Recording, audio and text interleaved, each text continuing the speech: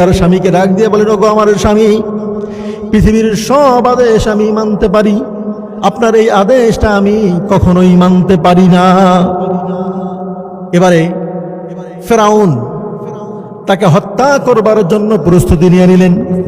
তাকে হত্যা করবার ব্যাপারে আরেকটা বর্ণনায় পাওয়া যায়, একটা বড় পাথর তার সামনে নিয়ে আসা হলো।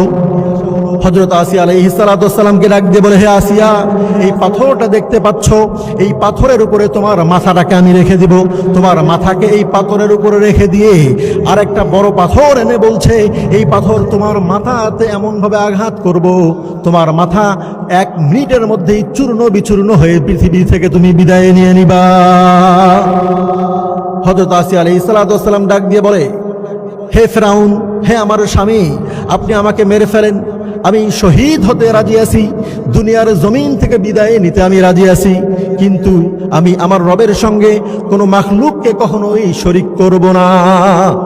প্রিয় বোনেরা আমার, প্রিয় মা বোনেরা আমার, গভীর মনোযোগ দিয়ে শুনতে হবে স্বামীর আনুগত্য কিভাবে করতে হয়।